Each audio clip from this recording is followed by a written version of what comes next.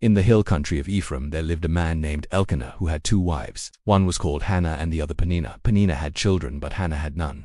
Year after year Elkanah would go up from his town to worship and sacrifice to the Lord Almighty at Shiloh. But it was a time of deep sorrow for Hannah, for the Lord had closed her womb, and her rival Peninnah kept provoking her in order to irritate her. In her deep anguish Hannah prayed to the Lord, weeping bitterly, and she made a vow, saying, "Lord Almighty, if you will only look on your servant's misery and remember me, and not forget your servant, but give her a son, then I will give him to the Lord for all the days of his life." As she kept on praying to the Lord, Eli the priest observed her mouth.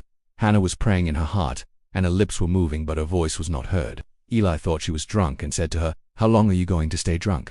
Put away your wine." "Not so, my lord," Hannah replied. "I am a woman who is deeply troubled. I have not been drinking wine or beer. I was pouring out my soul to the Lord." Eli answered, "Go in peace, and may the God of Israel grant you what you have asked of him." So in the course of time, Hannah became pregnant and gave birth to a son. She named him Samuel, saying, "Because I asked the Lord for him." After the boy was weaned, she took him to the house of the Lord at Shiloh. She said to Eli, "I prayed for this child, and the Lord has granted me what I asked of him. So now I give him to the Lord. For his whole life he will be given over to the Lord." This story teaches us profound lessons. First, the power of persistent and heartfelt prayer. Hannah poured out her soul to God, demonstrating that in our deepest anguish, God is near and listens.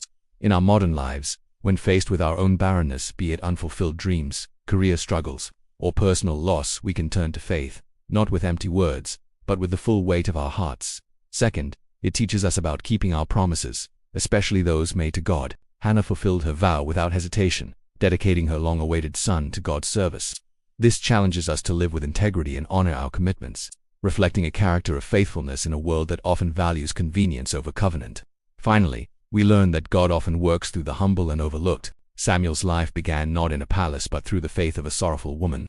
This reminds us that God can use our weaknesses and unlikely circumstances to bring about his great purposes. We can live out this lesson by trusting that even in our ordinary lives we can be part of an extraordinary divine plan.